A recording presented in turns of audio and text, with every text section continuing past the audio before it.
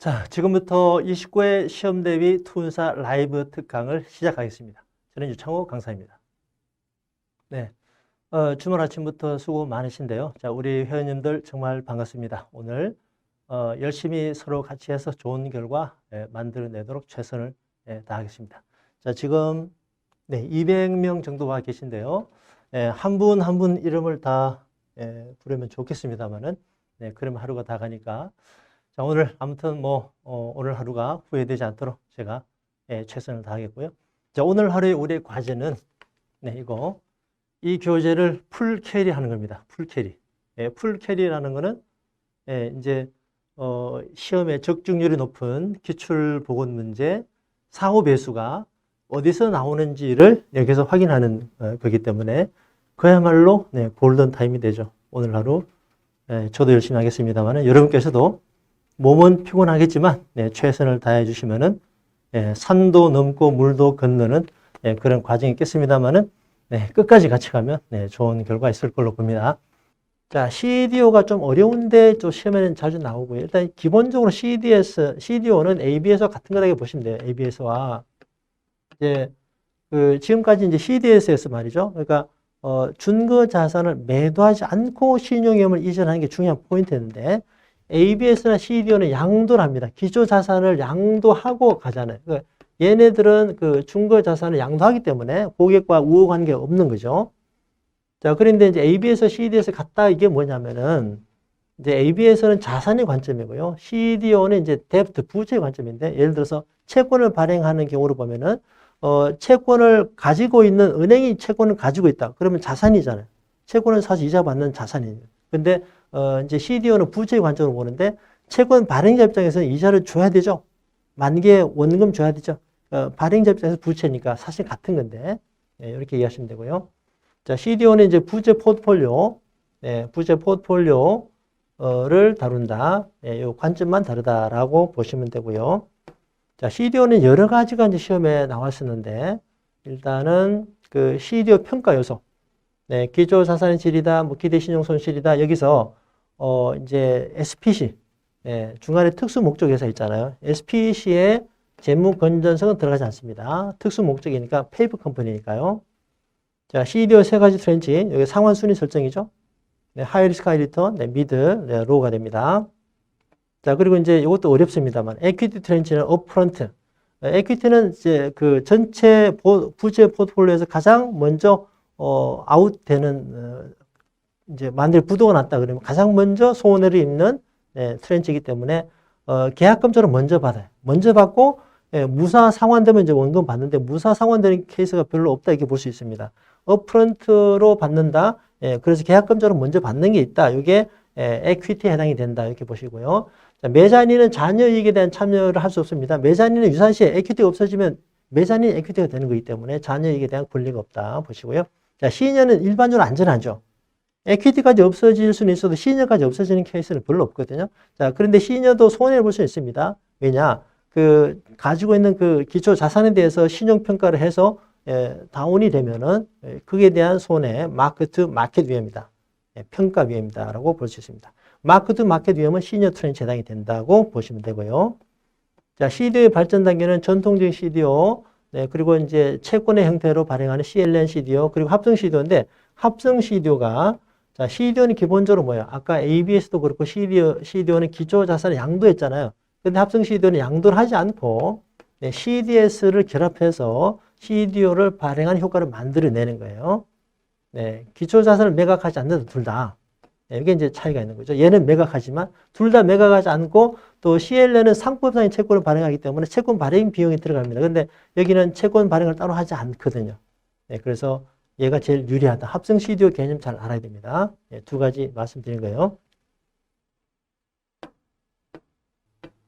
자, 그리고 이제 요거는 응용 문제입니다. 기본서에서 재무 비율이 어때요? 분자, 예를 들어서 총 자산 회전율, 매출액을 총 자산으로 나눈 거잖아요. 이렇게 분자 분모를 알아야 되는데, 이 분자 분모가 재무상태표에만 있으면은 재무상태표만 구성된 거고, 네, 이제 손익계산서만, 손익계산서 항목으로만 된 것도 있고, 요거는 이제 두 개 혼합이죠. 요 매출액은 손익계산서고 총자산은 재무상태표니까 이렇게 세 가지 카테고리로 기본서에서는 따로 다루고 있지 않습니다만은 시험에 몇 차례 또 나왔습니다. 이렇게. 재무상태표 손익계산서를 모두 활용해서 이거를 알려면 어때요? 이자 보상 비율인데 답은 얘는 이제 손익계산서에서만 나오거든요. 그러니까 정확히 알아야 됩니다. 그러니까 이 재무 비율이 의외로 공부하기 어려운 부분이 뭐냐면은 다시 일단 이 카테고리를 제대로 구분해야 되고요. 이제 기본적으로 재무 비율은 이제 분자와 분모 이걸 정확히 자 다시 재무 비율은 일단 공식을 분자 분모의 공식을 외워야 되고요. 자, 두 번째는 이 분자 분모의 의미를 이해를. 네. 공식을 알고 계산돼야 되는 건 당연하고요. 의외로 쉽지 않습니다. 아무튼 이제 그 재무 비율도 이런 식으로 여러 번 나왔어요. 전체적으로 문제가 좀 많은 편입니다. 자, 그리고 이평선을 분석하는 방식은 여러 개 있습니다. 방향성, 배열도, 지지 저항, 이격도, 밀집도, 크로스가 이제 그 데드 크로스, 올라가는 게 골든 크로스. 단기가 중기를 보통 이제 단기 이평선과 중기 이평선을 많이 보는데요. 단기 이평선이 중기를 위로 치고 올라가면 위로 상향 돌파하면 골든이고 밑으로 하향 돌파는 데드가 되겠죠. 이동평균이 이제 주가가 있고, 자, 주가가 있고, 5일 있고, 자, 다시 그리겠습니다. 주가가 있고요. 이렇게. 주가와 비슷하게, 5일, 조금 더 완만하게 20일, 더 완만하게 60일, 이런 식으로 순차적으로 있으면 정배열이죠. 힘이 제일 셀 때로 보시면 되겠습니다. 자, 이렇게 보고요. 이제 이평선을 활용한 기술적 분석이 아닌 거, 이평선에 대한 카테고리죠. RSI는 이제 보조지표 방식입니다. 자, 이거 뭐, 골든 크로스, 데드 크로스, 주가와 이평선 하나를 가져갈 수 있는데 제일 많이 쓰는 거 이거예요. 단기와 중기 이평선으로. 자, 거래는, 거래량은 추세의 방향과 반대다라는 겁니다. 메인 추세에서 거래량이 증가되고, 일반적으로 올라가는 경우는 올라갈 때 거래가 늘고 내려갈 때 줄고 하락 추세는 반대되죠. 메인 추세가 하락이니까 하락할 때 거래가 늘고 반등할 때 거래가 줄고 반대다 보시면 됩니다. 추세와 반대. 델타는 자 우리가 본 강의에서는 이제 이 산식 도출 과정도 다 설명했는데 결론적으로 말이죠. 여기서는 여기 이제 그 주식의 발을 계산할 때 주식 보유금의 수익률의 표준편차 신뢰상수 그죠? 보유금의 표준편차 신뢰상수 99%면 2.33이다. 그죠? 자, 그리고 채권과 옵션이 좀 더 시험에 많이 나옵니다. 지난 시험 채권 나면 이번에 옵션 이런 식으로 많이 나왔었는데 바로 직전 시험에서 안 나왔어요. 아무튼 중요한 편입니다. 자, 채권도 공식을 정리하게 되면 이렇게 됩니다. 채권의 보유금액, 포트폴리오금액, 수익률의 만기 수익률의 표준편차, 그리고 채권의 변동에서 듀레이션 들어갑니다. 듀레이션이 수정 듀레이션 들어가고 신뢰상수. 자, 보유금액, 이제 표준편차, 수익률의 표준편차, 그리고 신뢰상수, 그리고 듀레이션 2.8이 들어가는데 여기에 대해서도 질문이 몇 차례 왔는데요. 0.01을 계산할 때 제가 이제 뭐 약식으로 0.1%를 갈 수도 있고 또 이렇게 표현할 수도 있잖아요. 곱하기 0.01. 그죠? 0.1% 100분율로 하면 이렇게 또 곱해줘야 되는데 요거의 차이가 뭐냐 이렇게 질문이 와서 부연 설명을 드렸습니다. 자, 옵션도 마찬가지 공식으로 여기 나오죠. 자, 기초자산의 금액 여기서 옵션 가격이 아닙니다. 이게 기초자산이죠. 200포인트 그 다음에 수익률의 표준편차 자, 1.5%, 그 다음에 신뢰상수, 그리고 델타가 들어가죠. 옵션이니까 델타 0.6이 들어갑니다. 이렇게 해서 계산하시면 되고. 자, 그러면 이제 공부를 열심히 하는 분 입장에서는, 옵션, 여기서는 왜 금액으로 나오지 않느냐? 바가 포인트로 나오잖아요. 그죠? 이거는 이제 거래 단위가 포인트이기 때문에 그런 거고, 돈으로 환산할 수 있죠. 옵션은 곱하기 10만원 하면 돼요. 10만원. 선물은 현재 25만원이죠. 거래 승수가. 이렇게 이해하시면 되고요. 자, 이제 개발 단계, 판매 이전 단계. 자, 판매 단계에서 좀 설명이 필요합니다. 판매 단계 뭐냐? 요거는 이제 이번에 그 금소법이 개정이 됐잖아요. 자, 약간 이제 머리 아프게 개정이 되어 있는데, 이제 쉽게 정리하면은, 금소법, 이 투자 관련한 자본시장법의 규정이 이걸로 대체가 됐어요. 그리고 통합된 내용이다라는 게 이제 금소법의 내용이 됩니다. 자, 그래서 요거에 대한 플로우를 이해를 해야 되는데, 일단 말이죠. 그러니까, 요게 이제 자본시장법상의 투자 권유 단계입니다. 네, 자본시장법상에. 근데 일단 자본시장법 조항은, 금소법이 이제 자본시장법은 적합성이 46조이고요. 적정성 46조 2가 되고, 네, 설명하면 47조입니다. 이게 다 없어졌어요. 없어지고, 금소법 17조, 네, 18조, 19조 이렇게 바뀌었는데, 일단 이 내용은 금소법으로 대체가 되어야 됩니다. 자, 어떻게 대체되느냐?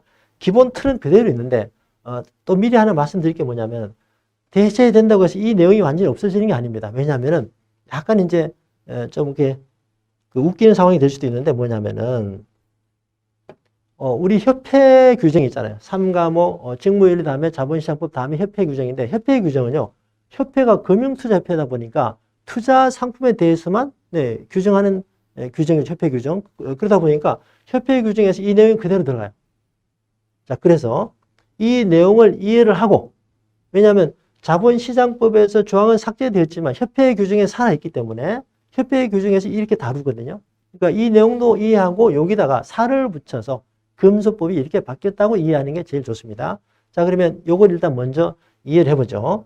네, 먼저 고객이 들어오면은 네, 권유를 희망하느냐, 희망하지 않느냐를 확인하고, 희망한다 그러면 일반 투자자를 대상으로, 이 투자 권유의 규정은 기본적으로 일반을 대상으로 하는 거니까요.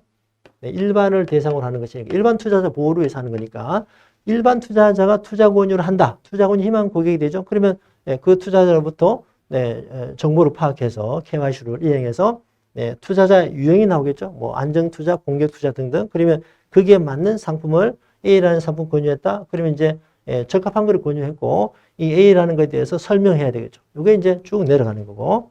그 다음에 투자 권유 그런 고객은 증권은 혼자 마음대로 매매할 수 있죠. 그런데 여기서 파생 상품 등에 대해서 매매하고자 할 경우는 이건 위험하기 때문에 정보를 받아서 KYC를 이행하게 해서 그때 그 KYC룰상 정보 결과가 파생 상품에 맞지 않는다, 적정하지 않는다라고 판단될 때는 그때 판매 중단이 아니라 적정하지 않음을 한 번 더 고지해 주는 게 적정성이 됩니다. 이때 정보 제공을 요구하는데 만일에 이 투자권유 불응 고객이 정보 제공을 싫다고 하면은 이거는 더 이상 판매가 안 됩니다. 이게 이제 기존의 자본시장법상의 투자권유 플로우가 돼요. 자, 그런데 지금부터 이제 금소법에 대해서 내용을 정리를 해보겠습니다. 자, 금소법은요. 자, 용어가 바뀝니다. 일단 금융소비자보호법상 자, 법이 바뀌어요. 금융소비자보호법상 투자권유는 계약 체결 권유. 왜냐하면은 금소법은요, 투자권유, 자본시장법은 금융투자 상품에 대해서만 적용이 되는 것인데, 금소법의 경우는 네 가지, 보장성, 여기 이번에 시험 나온다면 이렇게 간단한 수준 나올 것 같아요. 보장성, 자, 투자성, 예금성, 그 다음에 대출성입니다. 네 가지를 다 대상으로 하기 때문에 투자만 사용할 수 없는 거죠, 용어가. 그래서 계약 체결 권유다. 이렇게 하는 거예요. 그래서 요건 똑같습니다. 이 플로우는. 그런데 대상이 일반 금융 소비자를 대상으로 계약 체결 권유를 하면서 이렇게 가는 거죠. 자, 계약 체결 권유를 원하는 일반 금융 소비자에게 이런 절차는 똑같습니다. 그리고 이제 이 적합성과 적정성의 대상은요, 예금만 빼고 나머지 세 개 해당이 돼요.